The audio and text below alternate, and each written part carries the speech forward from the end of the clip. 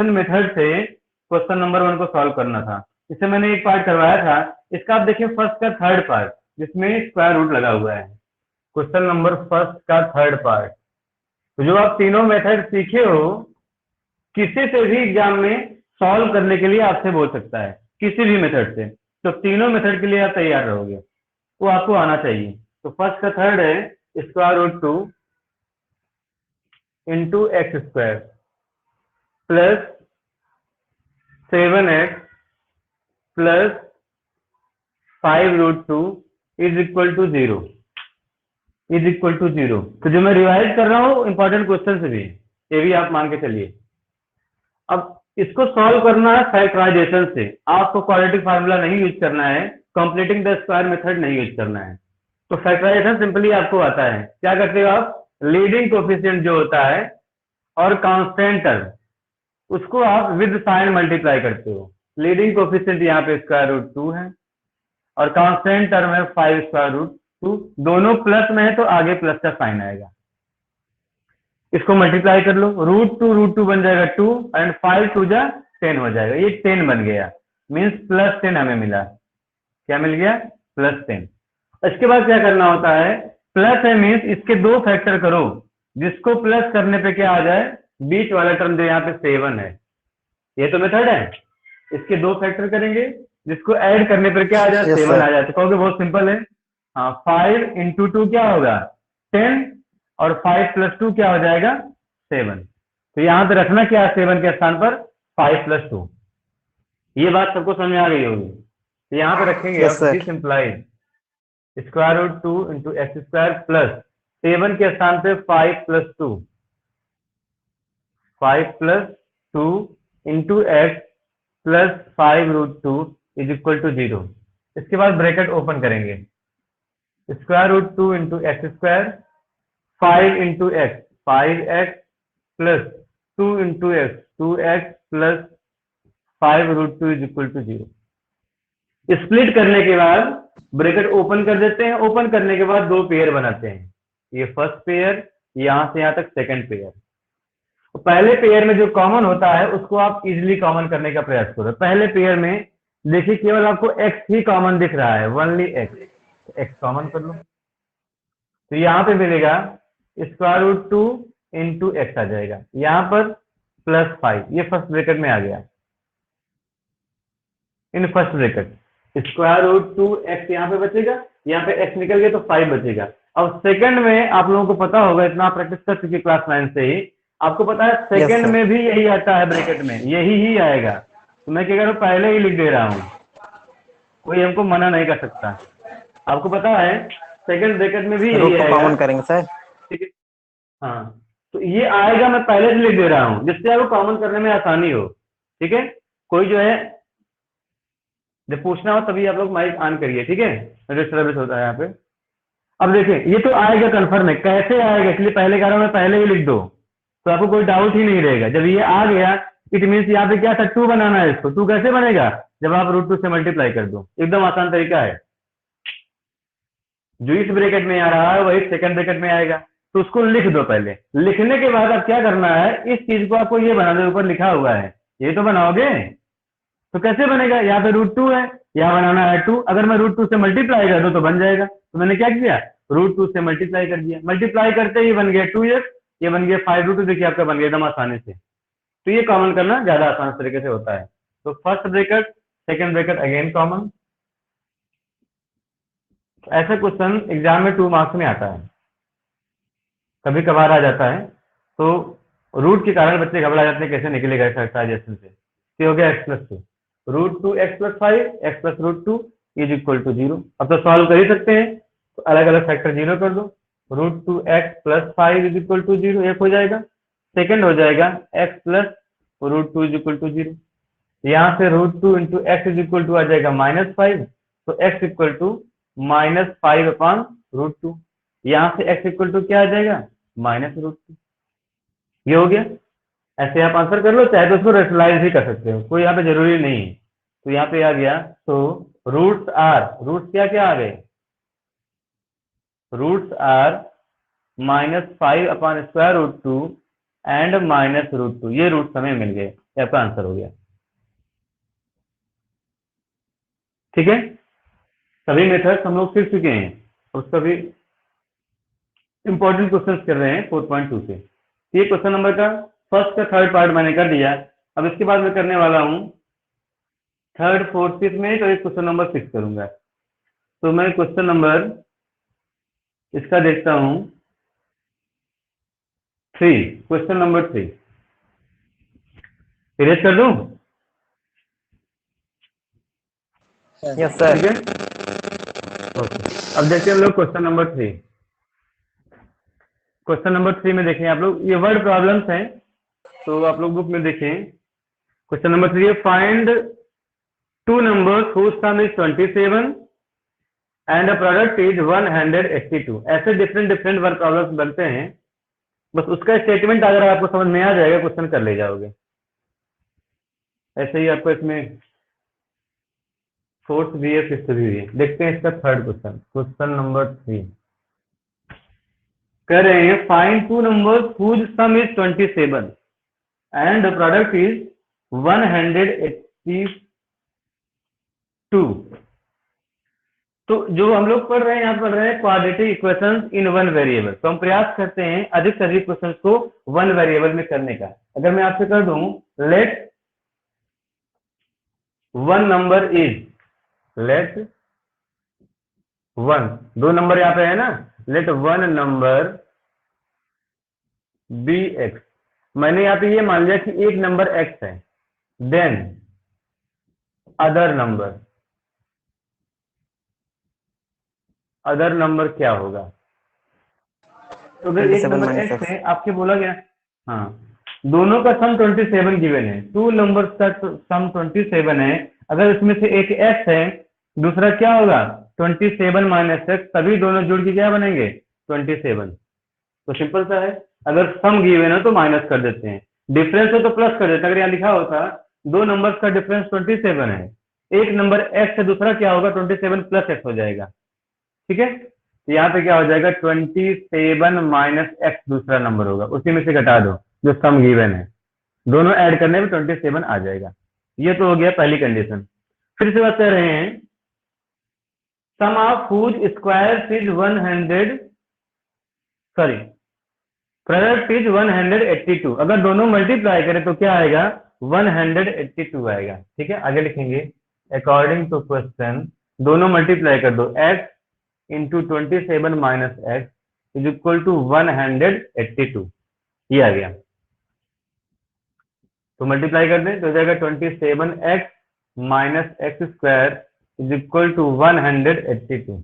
ठीक है, इस सबको इधर कर दो तो क्या बन जाएगा x square minus 27x plus 182 is equal to 0।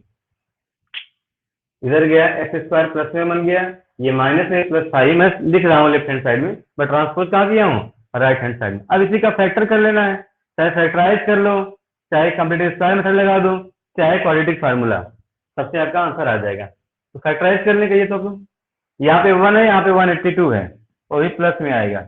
इसके दो फैक्टर करें जिसका सम कितना है 27 182 का, तो एक तो होगा ये 91 इंटू 2 होता है, 91 इंटू 2 होता है, ये होता है 13 इंटू 7 इंटू 2। ठीक है, फैक्टराइज कर लें, माइक ऑफ कर लीजिए, ये क्या बन जाएगा 91 इंटू 2, 91 क्या होता है 13 इंटू 7 इंटू 2। अगर यहाँ पे ध्यान दें 13 अलग कर लो, 7 इंटू 2 अलग कर लो तो 14 हो गया। तो क्या मिल जाएगा 13 इंटू 14, दोनों का सम कितना आ जाएगा 27।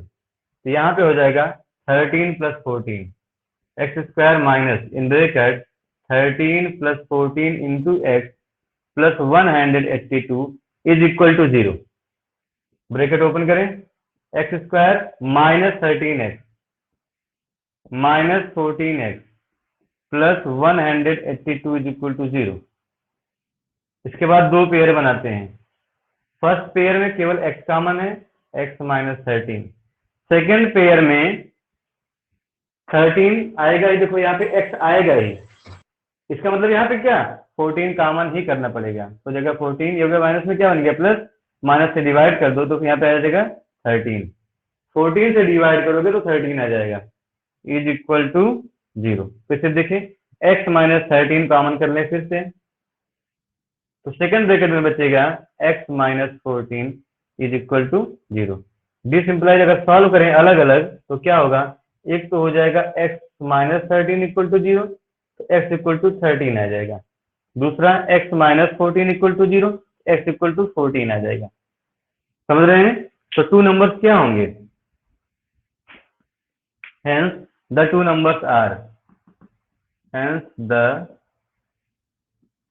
two numbers are, आपने पहला नंबर लिया था x, तो जब आप रखेंगे x इक्वल टू क्या 13, ये तो है, जब आप लेंगे x इक्वल टू 13, दूसरा नंबर क्या आएगा 27 minus x, 27 minus x means 27 minus 13, तो 14 आ जाएगा। मीन्स नंबर क्या मिल गए 13 एंड 14। या जब आप लेंगे पहला नंबर 14, x इक्वल टू 14 लेंगे, ठीक है, दूसरा नंबर क्या होगा 27 minus x 13 means 27 minus 14 13, means दोनों केस में नंबर वही आ रहा है, बट कभी कभी क्वेश्चन में डिफरेंट भी आ सकता है, इसलिए दोनों में कर दे रहा हूँ। देखिए यहाँ पे क्या है 14 13 14 13, मीन्स अगर आप फाइनल करें आंसर तो क्या हो जाएगा, फाइनल आंसर हो जाएगा 13 एंड 14, दोनों केस में सेम ही आ रहा है 13 एंड 14। ये क्वेश्चन नंबर 3 हो गया। किसी कोई डाउट हो तो पूछ लीजिए। No sir. ठीक है, एक नो देखते हैं सर। इसका क्वेश्चन नंबर 6 है। हाँ, क्वेश्चन नंबर 6 इंपॉर्टेंट भी है, इसको मैं आप लोगों को समझाने का प्रयास करता हूँ। क्वेश्चन नंबर 6 4.2 का, ठीक है, इसको मैं इरेज कर रहा हूँ।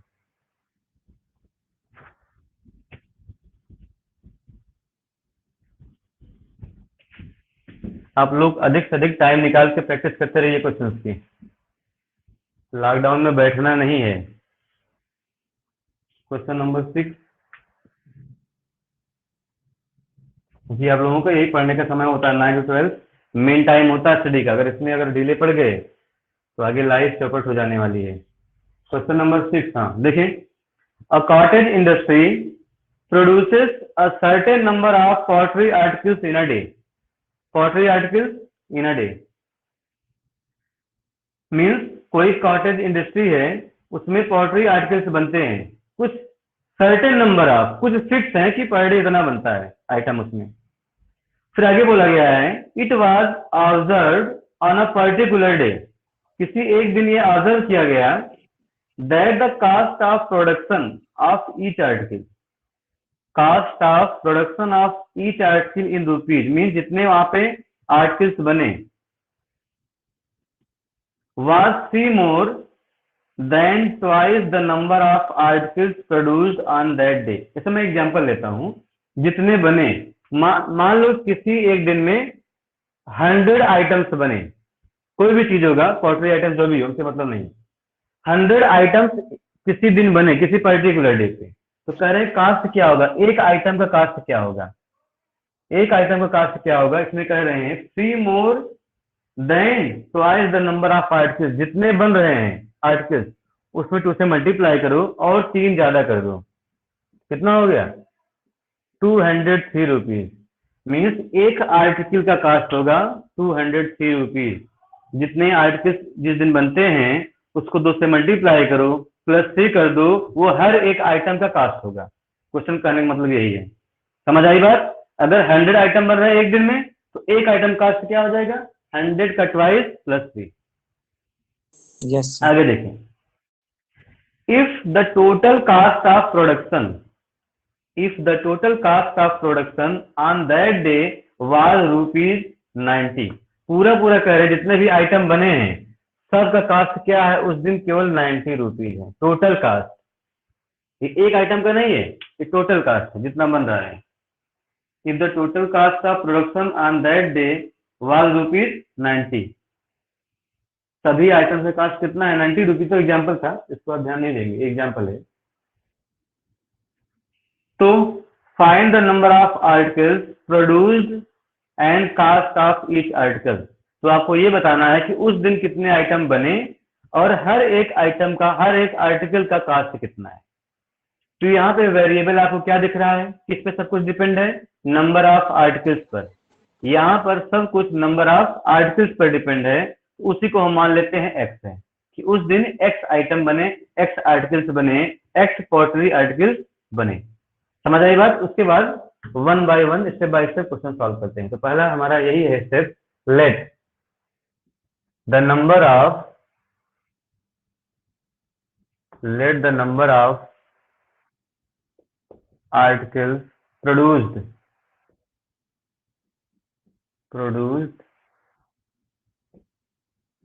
on the particular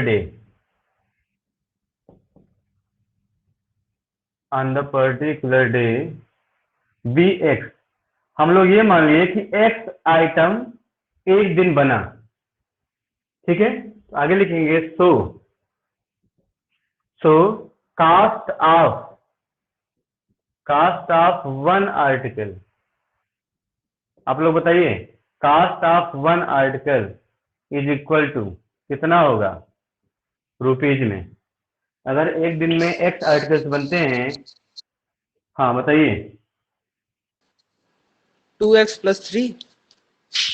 हाँ 2x + 3 अभी मैंने सीखा था, इसका ट्वाइस आगे लिखा गया, देखिए सेकंड लाइन में यही लिखा है, cost of production of each article. हर एक आर्टिकल का जो कास्ट है वो ट्वाइस है, जितना आइटम बन रहा है 2 से डबल कर दो +3 कर दो, तो क्या बन जाएगा 2x + 3 रुपीज एक आर्टिकल का कास्ट।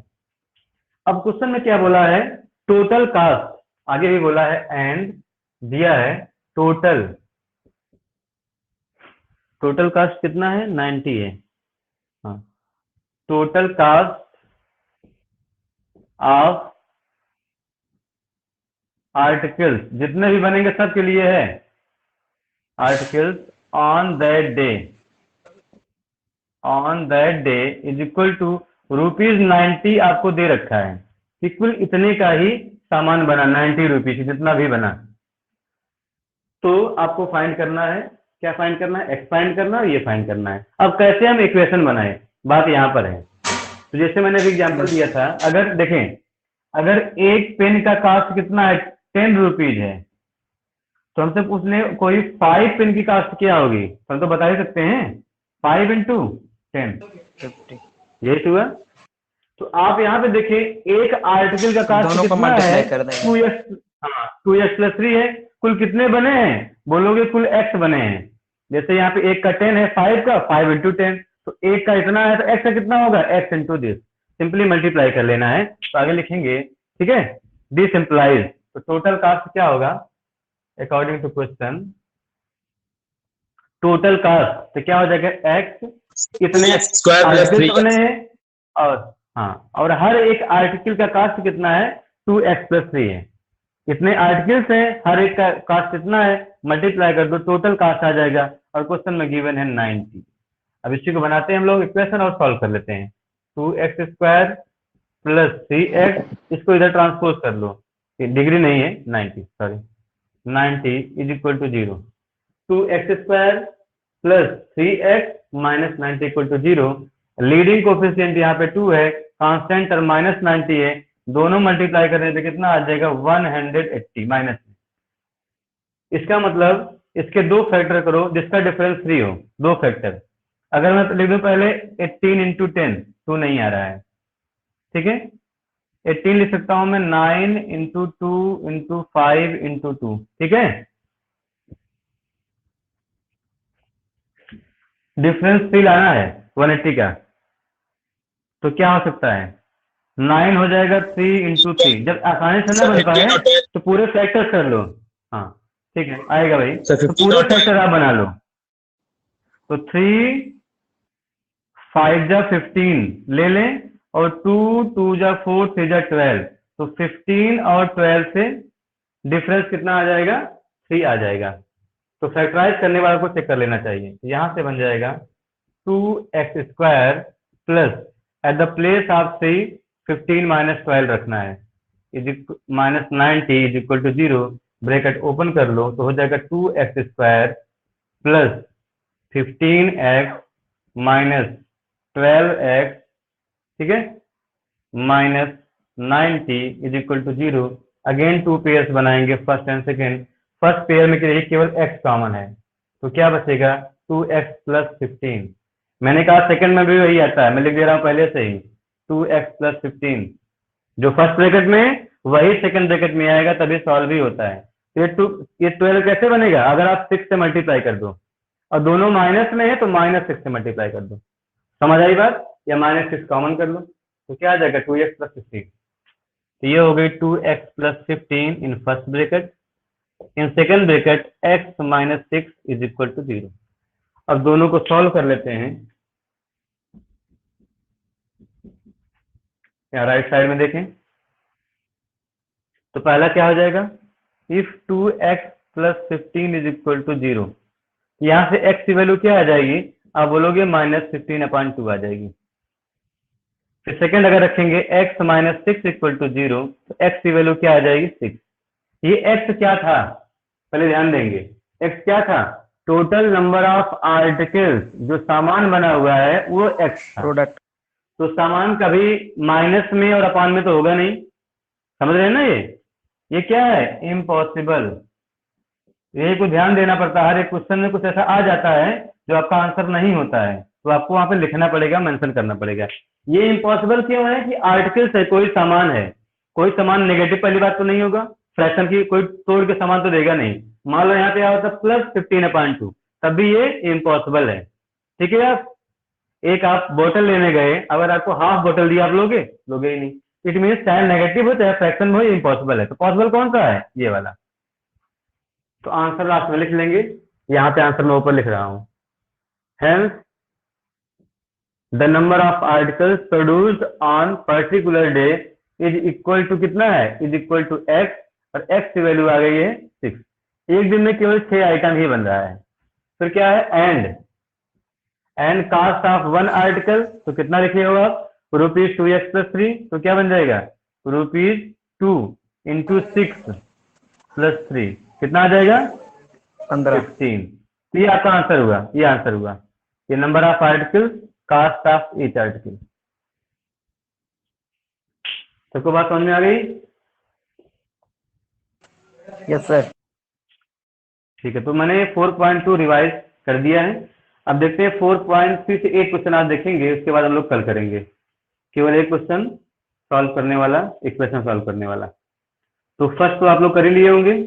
4.3 का first, find the root, quadratic फार्मूले से करना है और मेथड ऑफ कंप्लीटिंग स्क्वायर से भी करना है। हम देखते हैं इसमें क्वेश्चन नंबर 3 का सेकंड पार्ट, एक क्वेश्चन ये भी इंपॉर्टेंट है, क्वेश्चन नंबर 3 का सेकंड पार्ट। अब आते हैं हम लोग 4.3 में। ये कौन सा था, 4.3, आप लोग बुक में देखें।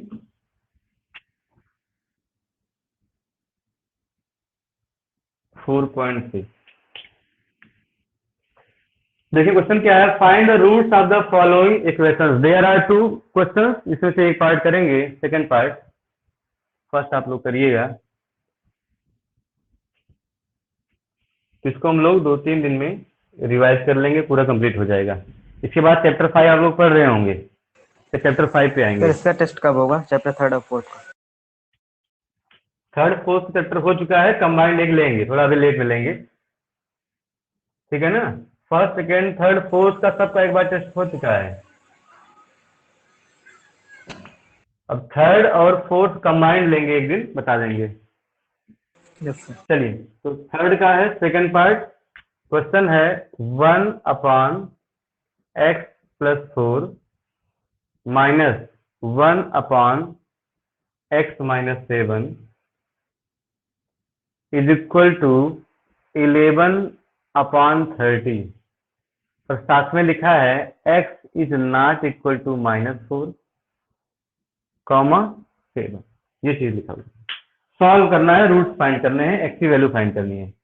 ठीक है, जो ये साइड में लिख, इसका मतलब क्या जो लिखा है साइड में, इसका मतलब x की वैल्यू ये नहीं होगी। क्यों नहीं होगी, अगर ये हो गई x की वैल्यू -4, जैसे यहाँ पे रखेंगे 1/- पर +4 0 हो जाएगा, 1/0 नॉट डिफाइंड, इनफाइनाइट होता है। ऐसे भी यहाँ भी हो जाएगा, इसलिए क्वेश्चन ही क्या हो जाएगा, इनवैलिड, तभी यहाँ पे लिख दिया जाता है। जिससे क्वेश्चन सही रहे और उसका विशेष मतलब नहीं होता है। मीन्स x इक्वल टू -4 और 7 पर ये इक्वेशन डिफाइंड ही नहीं है, इसलिए इसको पहले से लिख जाता है। अब हम लोग सिंपली सॉल्व करते हैं। सॉल्व करने के लिए जब भी ये देखो वेरिएबल को सबको एक साइड कर लो, यहाँ पहले से ही कांस्टेंट एक साइड है। अब दोनों का एलसीएम लेना ही हमारे पास ऑप्शन बच रहा है, क्योंकि यहाँ पे डिनोमिनेटर सेम नहीं है। एलसीएम लेंगे तो सिंपली क्या हो जाएगा, x + 4 इंटू x - 7 हो गया 11/30। जब x + 4 से आप डिवाइड करोगे तो क्या बचेगा, x - 7। ठीक है, x - 7 से यहाँ मल्टीप्लाई करेंगे 1 में तो x - 7 ही रहेगा। माइनस यहाँ लगा है माइनस, तो आगे आपको ब्रैकेट लगाना पड़ेगा। माइनस यहाँ पे डेंजर है तो लगा दो ब्रैकेट।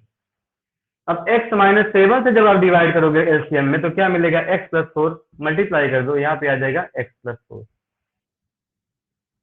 अब इसको सॉल्व करते हैं। ऊपर देखिए ब्रैकेट ओपन करेंगे, x - 7 माइनस x - 4 और नीचे मल्टीप्लाई भी कर लेते हैं साथ साथ में। तो देखिए x into x x square, x into -7 तो -7x, 4 इंटू एक्स तो हो जाएगा +4x, 4 इंटू -7 -28 इज इक्वल टू 11/30।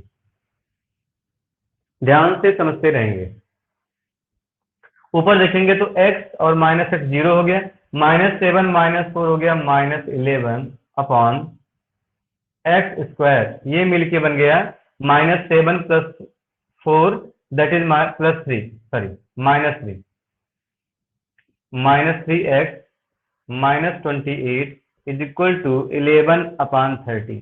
अब यहाँ पर देखिए दिमाग लगाएं, यहाँ भी 11 है, यहाँ भी 11 है। अगर मैं दोनों साइड 11 से डिवाइड कर दूं तो 11 रिमूव हो जाएगा और हमको स्मॉलेस्ट नंबर मिल जाएगा। तो क्या लिखते हैं, dividing by 11 on the both side. आप नोट कर लेंगे, डिवाइडिंग बोथ साइड्स बाय 11, 11 से कट के क्या बनेगा, ये बन जाएगा -1, नीचे ऐसे रहेगा x² -3x -28, यहाँ 11 से डिवाइड किया तो 1 हो गया 1/30। अब क्या करना है, क्रॉस मल्टीप्लाई कर लेना है, 1 से इसमें 30 से इसमें क्रॉस मल्टीप्लाई करते ही तो 1 से मल्टीप्लाई करने पर एज इट इज रहेगा और राइट साइड में क्या हो जाएगा -30। सबको समझ आ रही बात। अब इसके बाद नेक्स्ट स्टेप देखिए, यस सर। यहाँ पे देख लें, स्पेस बना दे रहा हूँ। ठीक है, देखें अब क्या करना है, -30 को लेफ्ट हैंड साइड में ट्रांसपोज करेंगे तो बन जाएगा +30, तो +30 -28 हो जाएगा +2। तो फाइनली हमें यहां पर मिला x² -3x और यहाँ पर +2 इज इक्वल टू 0। 30 आएगा प्लस में, 30 -28 +2 हो गया। ठीक है, फैक्टराइज करना है 1 × 2 तो कितना आया +2, इसका 2 फैक्टर जिसका सम क्या हो 3 हो, क्योंकि प्लस आ रहा है तो 1 और 2। ठीक है, प्लस का साइन है तो 3 है ऐड करने पर, तो 1 × 2 और प्लस करने पर 3 हो जाएगा। यहाँ पे हो जाएगा दिस इम्प्लाइज x² माइनस, यहाँ पे क्या लिखोगे 2 + 1 into x + 2 is equal to 0। x² bracket open कर दो, -2x - x + 2 is equal to 0। दो पेयर बनाओ, फर्स्ट पेयर में देखिए x कॉमन हो गया, ठीक है, बचेगा x - 2।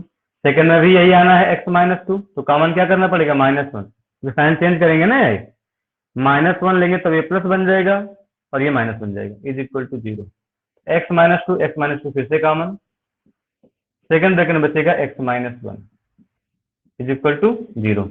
अलग अलग कर लें, x - 2 इक्वल टू 0, तो x इक्वल टू कितना आ जाएगा 2।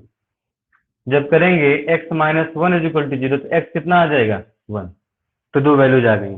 आंसर क्या हो जाएगा, आंसर हो जाएगा, या रूट्स लिखेंगे, रूट्स आर 2, 1 ऐसे लिखें, या आप लिख सकते हैं आंसर में x इज इक्वल टू 1, 2, क्योंकि x की वैल्यू ही क्या होता है, रूट्स होता है, या सोल्यूशन होता है। ये हो गया क्वेश्चन नंबर 3 का सेकंड पार्ट। किसी को कहीं पे डाउट हो तो पूछ लीजिए अभी। No sir. ये सब इंपॉर्टेंट क्वेश्चन में 3 मार्क्स में आता है। ऐसा क्वेश्चन देखें, सर ऐसे पढ़ाएंगे इसके तो कैसे सिमिलर डाउट ही, है? थैंक यू, इसके सिमिलर ही देखें एग्जाम्पल 14 में भी है। एग्जाम्पल 14 इसी टाइप के क्वेश्चन हैं, फर्स्ट और सेकंड पार्ट। तो आप लोग कर पहले लेंगे प्रयास करें कि एनसीईआरटी एनसीईआरटी एक बार पूरा लगा डालिए, उसके बाद एडिशनल क्वेश्चंस भी करना शुरू कर दीजिए एक अलग कॉपी बना करके, ठीक है। ये क्वेश्चन हो गया। अब इसके बाद देखिए हम लोग कल करेंगे कि हो नहीं पाएगा। इसके बाद देखिए वर्ड प्रॉब्लम्स हैं क्वेश्चन नंबर 4 से लेके 11 तक, तो इसमें से मैं 3-4 क्वेश्चन करवा दूंगा, बाकी आप लोग अपने आप से कर लेंगे या वीडियो से कर लीजिएगा, ठीक है ना। तो 4.3 4.4 इससे कल परसों में कंप्लीट हो जाइए, ठीक है। तो yes thank you sir. For the class, okay आज सर, के लिए इतना ही। Thank you sir, thank you sir. Thank you, have a great day. हाँ, किसी को पूछना हो पूछ लीजिए।